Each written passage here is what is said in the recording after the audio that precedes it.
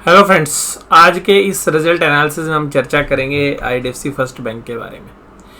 IDFC first bank का हमने पिछला रिजल्ट एनालिसिस भी किया था, लगातार हम कर रहे हैं।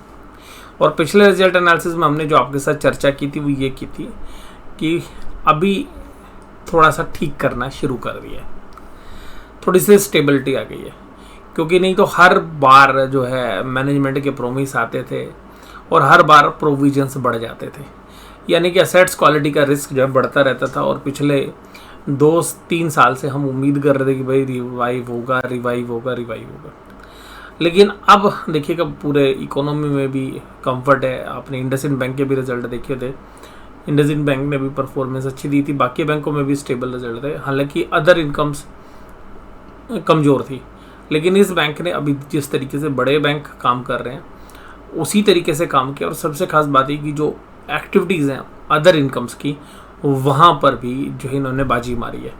तो मोर और लेस अगर हम बात करें तो इस क्वार्टर के अंदर जो हमें सबसे अच्छी चीज़ लगी है वो ये लगी है कि जो असेट्स क्वालिटी के जो रिस्क थे, यानी कि जो प्रोविजंस की फिगर थी, वो अब स्टेबल हो गई। यानी हर क्वार्टर में कुछ ना कुछ बढ़ जाता था। तो अब पिछले क्वार्टर से ही हम कंपेयर करेंगे तो पिछले क्वार्टर से भी कम जो है रिस्क है, प्रोविजंस जो है कम लेवल पर आए हैं।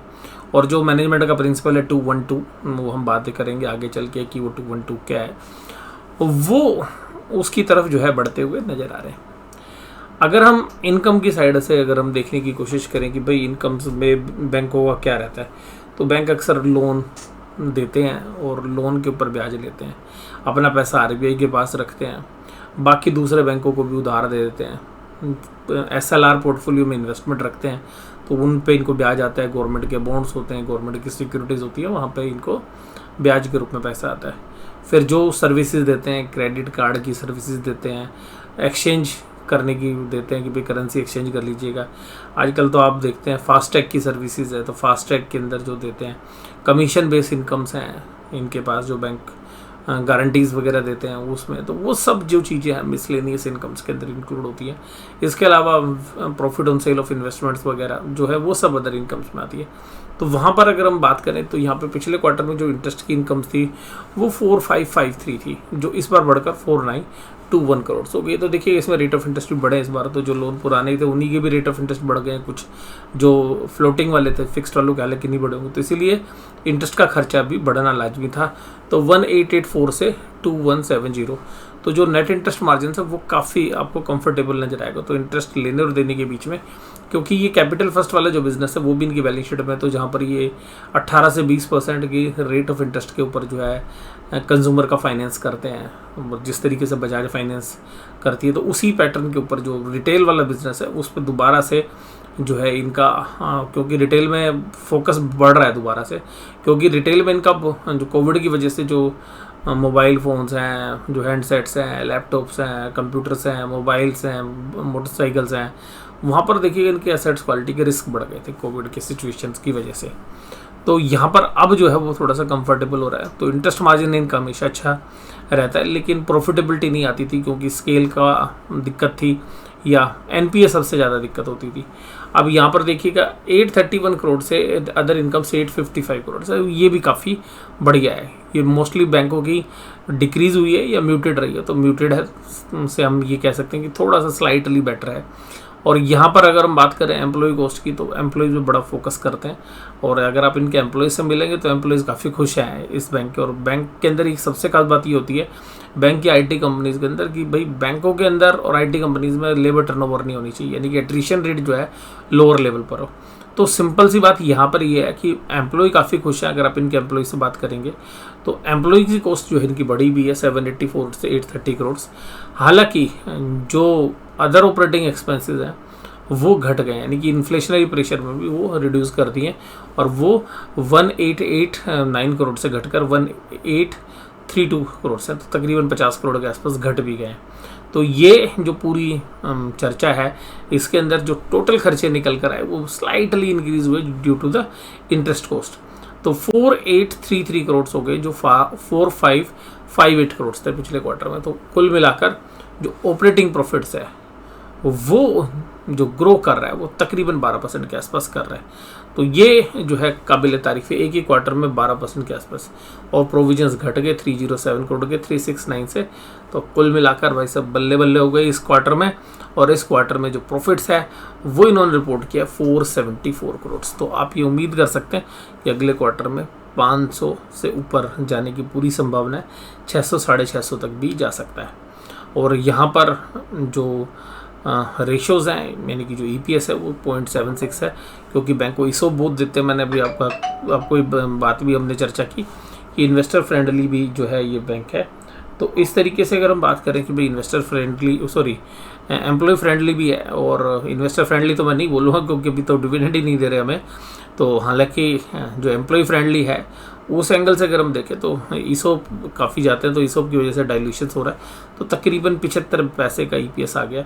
तो हम फुल ईयर बेसिस पे ये उम्मीद कर सकते हैं कि ₹2.80 से लेकर ₹3.20 के आसपास का फुल ईयर में EPS आया। और उन पैरामीटर्स पर अगर हम 15 के पी पर भी शेयर्स को पकड़ते हैं तो 42 से 45 तक के प्राइस हो सकता है कि आपको आने वाले समय के अंदर मिल जाए। और हो सकता है इसी साल के अंदर वो दोनों प्राइस आपको देखने की मिल जाए। हो सकता है कि आप एक अच्छा जंप जो है मंडे को भी जब बाजार खुले तो देख सकते हैं। और जब हमने इसी महीने के अंदर जब शुरू में एनालिसिस किया था, जब इन्होंने अपनी क्वार्टरली कासा की डिटेल दी थी, तब भी हमने ये बात की थी कि अब जो है ग्रीन शूट्स जो हैं वो नज़र आने लगे हैं।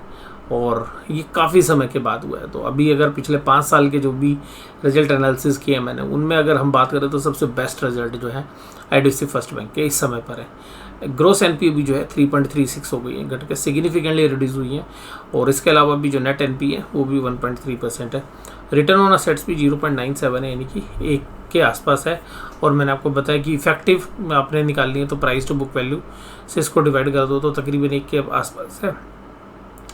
शेयर जो है अब जो है यहाँ पे डाउनसाइड रिस्क जो है कम से कम हमें लगता है कि इस रिजल्ट को देख के डाउनसाइड रिस्क जो है घट गए। देखिएगा शेयर बाजार में बैंकिंग सेक्टर जो है आई बीटा सेगमेंट है, तो वोलेटिलिटी तो देखिएगा हमेशा रहेगी उस सेक्टर में। तो यहाँ पर हमें लगता है कि पोटेंशियल जो है डाउनसाइड का जो रिस्क है वो 30 रुपये के नीचे जाने के चांसेस बहुत कम है। और आने वाले समय में या हो सकता है आपको बहुत ही जल्द जो है 42 रुपीज़ के आसपास तक के भी प्राइस शायद आपको देखने के लिए मिले। तो रिज़ल्ट मुझे बहुत समय के बाद इतने पसंद आए। हालांकि इसका इंडिकेशन हमें पिछले क्वार्टर में देखने के लिए मिल गया था कि हाँ कुछ ठीक हो रहा है। फिर हालांकि मेरी जो उम्मीद थी वो तकरीबन 70 पैसे के आसपास की थी, तो मेरी भी उम्मीदों से ज़्यादा ही EPS जो है इन्होंने रिपोर्ट किया। क्योंकि पिछली जो 55 पैसे की थी उसको देख के हमें लग रहा था 70 पैसे 69 पैसे या 71 पैसे तक के बीच की एक रेंज थी। तो वहाँ से भी 5 पैसे आपने एक्स्ट्रा जनरेट किया है। तो कुल मिला के जो है रिजल्ट हमें अच्छे ही लगे। और इनकम जो आ रही है वो रिटेल सेगमेंट के अंदर, रेवेन्यूज़ में भी आप देखेंगे तो रिटेल के अंदर जंप है इनका, और होलसेल बैंकिंग में भी हालांकि जंप है, ट्रेजरी में भी जंप है। तो हर जगह इन्होंने ग्रोथ की है, लेकिन ट्रेजरी में प्रॉफिट नहीं आया है। ट्रेजरी में इन्वेस्टमेंट की वैल्यू रिड्यूस हो गई, क्योंकि इन्फ्लेशनरी प्रेशर में क्या होता है बॉन्ड की कीमत कम हो जाती है जब रेट ऑफ इंटरेस्ट बढ़ते हैं। तो और बॉन्ड इनकी जो है SLR पोर्टफोलियो में रहते हैं, तो ट्रेजरी की वजह से मुझे लगता है कि वही मेजर लॉस है। होलसेल बैंकिंग के अंदर जो है इन्होंने जो पिछली बार कमाया था 71 करोड़, वहाँ पे 243 करोड़ है। तो ये भी जो है प्रॉफिट काफ़ी सिग्निफिकेंटली इंक्रीज हुआ है। और रिटेल में 430 से 497, तो इसको देख के ऐसा लगता है कि रिटेल अच्छा तो कर रहा है, लेकिन रिटेल में भी जो NPA वाले जो रिस्क हैं वो थोड़े से यहाँ पर हैं। और होलसेल बैंकिंग में अब काफ़ी स्टेबिलिटी जो है यहाँ पे देखने के लिए मिल रही है। तो कुल मिला के रिजल्ट हमें अच्छे लग रहे हैं। और इसके अलावा जो कंपनी का मेन जो दम है वो है कासा। बैंकिंग लाइसेंस मिलने से क्या होता है कि आपको 5-6% के आसपास भाई कितना ही पैसा बाजार से आप उठा सकते हो, क्योंकि बैंकों के डिपॉजिट्स में एक तो परमानेंट पैसा मिल जाता है, और बैंक FD भी अगर आप दोगे तो 7-7.5% में बहुत अच्छा पैसा आपको लंबे समय के लिए भी मिल जाता है। और ये जो कंपनी है क्योंकि कैपिटल फर्स्ट के मॉडल पे काम करने की कोशिश करती है, मैनेजमेंट का रिकॉर्ड रहा है, लेकिन रिटेल के अंदर भी भाई सब बैड लोन्स हो गए थे पिछले 2 सालों के दौरान, तो वो उसकी जो पेस है वो कम हो गई है भाई, बैड लोन सब कम हो रहे हैं। तो उसी का जो असर है, तो 2 चीज़ों का गेम है, एक तो कासा बढ़ रहा है और कासा की वजह से नेट इंटरेस्ट मार्जिन ज़्यादा आता है, लेकिन ज़्यादा नेट इंटरेस्ट मार्जिन की वजह से आपको अनसिक्योर्ड लोन देने पड़ते हैं। अनसिक्योर्ड लोन में पैसा डूब जाता है, तो अब उस डूबने पर कंट्रोल आप कर लोगे तो बहुत अच्छा कर दोगे।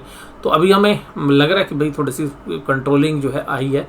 हालांकि रिटेल सेगमेंट में प्रॉफिट उतना नहीं बढ़ा है जितना होलसेल बैंकिंग में बढ़ा है, पर फिर भी कुल मिलाकर जो कासा आप बढ़ा रहे हो उससे आप लोन बुक को जो है अच्छे नेट इंटरेस्ट मार्जिन पे ले लेंगे। और इवन अगर आपका कासा बढ़ता है तो आप रेट ऑफ इंटरेस्ट थोड़ा सा कम करके बाकी जो बजाज फाइनेंस है या जो बाकी कंज्यूमर फाइनेंस के अंदर जो बजाज फिनसर्व जैसी कंपनीज हैं या आजकल पूना वाला फिनकॉप है या बाकी जो कंपनीज हैं वो जो चैलेंज दे रही हैं, तो उनको ये हालांकि इनके बैंकिंग के रेगुलेशंस फॉलो करने पड़ते हैं, तो वहाँ पर एक अच्छे सेगमेंट के अंदर ये अच्छा इंटरेस्ट मार्जिन जो है जनरेट कर सकते हैं। बैंकिंग लाइसेंस की वजह से इनके पास जो कासा डिपॉजिट है तो अभी परफॉर्मेंस अच्छी है इस क्वार्टर में। और इसके अलावा देखिएगा जो इन्होंने कहा था कि ये ऐसे प्रोडक्ट बनाने चाहते हैं कि जो आप अपने आसपास के लोगों को भी जो है यानी कि जो आपके नियरर और डियरर्स हैं उनको भी आप जो है दे सकें। दूसरी बात क्या है कि 50% कासा का मतलब क्या है? 50% कासा का मतलब है कि आप रेट ऑफ इंटरेस्ट घटा के भी एक मार्केट शेयर ले सकते हैं बाजार के अंदर, क्योंकि जो बाकी NBFCs हैं, नॉन बैंकिंग फाइनेंस कंपनीज, उनकी जो डिपॉजिट रेट्स हैं जो कि अगर वो डिपॉजिट लेते हैं जनरली उनको बैंक से फाइनेंस मिलता है बाकी जगह से, और इस बढ़ते हुए इन्फ्लेशन माहौल में उनको रेट ऑफ इंटरेस्ट थोड़ा ज़्यादा मिलता है। तो अगर ज़्यादा मिलता है तो उनको थोड़ा महंगा ही लोन देना पड़ता है। तो उस सेगमेंट के अंदर ये कंपनी काम करती थी, क्योंकि कैपिटल फर्स्ट को जो है मर्ज किया और जो कंपनी प्रमोटर भी यादव नितिन जी का एक्सपीरियंस है, तो वहाँ पर एक अच्छा जो है इनके पास चांस है कि भाई उस कस्टमर को ही ये सर्विसेज आगे देते रहे। और अगर ये अपने कंपटीटर के सामने 2-2.5-3% का जो रेट ऑफ इंटरेस्ट काट भी देंगे तब भी ये उनसे अच्छा इंटरेस्ट मार्जिन जनरेट कर सकते हैं, तो आप एक अच्छा मार्केट शेयर ले सकते हैं। इसके अलावा कंपनी का जो टारगेट है वो ये है कि ग्रोस NPA 2% हो जाए, अभी नहीं है, उसके ऊपर है नेट NPA 1% के आसपास आ जाए, अभी नहीं है। प्रोविजंस जो हैं वो 2% ऑफ द फंडेड एसेट्स उसके आसपास पहुंच गए हैं। तो कुल मिलाकर अपने जो टारगेट्स हैं उसके आसपास भी ये पहुंचते हुए नज़र आ रहे हैं। तो कुल मिलाकर मैंने आपको बहुत ही आसान भाषा में, ज़्यादा मैंने डेटा पॉइंटों को आपको समझाने में यूज़ किया बजाय कि वहाँ पे आपको 1 बाय 1 रीड करने के। तो कुल मिलाकर परसेंटेज वाइज जो ग्रोथ आई है quarter on quarter, year on year मत देखिए, ईयर ऑन ईयर तो लॉस में थे, लॉस से प्रॉफिट में आए, तो क्वार्टर ऑन क्वार्टर जो है वो बहुत अच्छी परफॉर्मेंस हमें लगी है। और शेयर प्राइस भी शायद उसको एक पॉजिटिवली जो है रिएक्ट जब सोमवार को बाजार खुले तो करता हुआ नज़र आना चाहिए। और सिमिलरली जब हमने पिछला एनालिसिस किया था तो 31-32 रुपये के भाव थे, और मैंने कहा था कि वहाँ पर भी कुछ मात्रा में मैं पर्सनली भी शेयर्स ले सकता हूँ। तो एज ए डिस्क्लोज़र मैं बता दूँ, अभी जो है हमने शेयर्स नहीं लिए हैं, लेकिन बहुत ही जल्द हो सकता है कि हम इसके शेयर्स लें। और अभी स्टेबिलिटी जो है आ रही है, और हो सकता है कि जो है हमारा वेस्टेड इंटरेस्ट रहता है, क्योंकि मैं जनरली बैंक निफ्टी में ट्रेड करता हूँ, तो हमारे जो तेज़ी और मंदी के सौदे रहते हैं दोनों साइड में, तो हमारा वेस्टेड इंटरेस्ट भी हो सकता है। हालांकि ऐसा कुछ नहीं है इसका कि बहुत बड़ा वेट हो, लेकिन मैं जो भी एनालिसिस आपके साथ करता हूँ तो इंडिपेंडेंटली जैसा मुझे लगता है मैं वैसा ही करने की कोशिश करता हूँ। और ऐसा नहीं है कि कभी कभी हमारे पास शेयर्स रहा है, रिजल्ट ख़राब आए हैं तो हमने ख़राब भी कहा है, और कभी शेयर्स नहीं भी है जैसे अभी नहीं है तब भी हमें भाई रिजल्ट अच्छे हैं तो हम अच्छे ही बोलेंगे। तो कोशिश ये रहती है कि प्राइस के साथ भी कोरिलेट करने की कोशिश करें। और जब 55-60 रुपये के प्राइस थे और रिजल्ट अच्छे नहीं आते थे तो मैं यही कहता था कि भाई रिजल्ट के हिसाब से अगर प्राइस को अगर कंपेयर करोगे तो रिजल्ट अच्छे नहीं है। तो अगर आज यहाँ पर अगर इसका 120 रुपये का भाव होता और फिर आप कहते कि ये रिजल्ट कैसे हैं, तो फिर मैं यही कहता कि यार 120 रुपये जस्टिफाई नहीं करते, फिर यही रिजल्ट आपको मैं ये कहता कि भाई मैं सेटिस्फाइड नहीं हूँ। तो हालांकि ग्रोथ होती सब होता, लेकिन वैल्यूशंस महंगी होती, तो इस तरीके से व्यू बदल जाते हैं। तो प्राइस के साथ भी जो है रिजल्ट बहुत ज़्यादा इंपॉर्टेंट रहता है।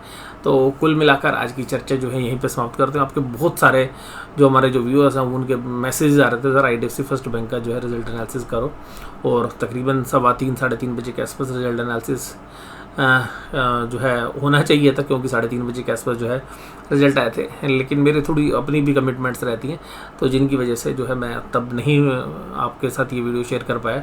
तो थोड़ा सा लेट नाइट ही आपको वीडियो मिल रही है। अब तो मेरे ख्याल से अगली दिन डेट ही आ गई है, और जब ये रिकॉर्डिंग चल रही है तो 12:01 का समय हो गया है रात को। तो अभी आपको ये वीडियो जो है अब तो संडे के दिन में ही मिल रही है। तो वीडियो को एंजॉय करिएगा। वीडियो देखने के लिए धन्यवाद। Thank you very much.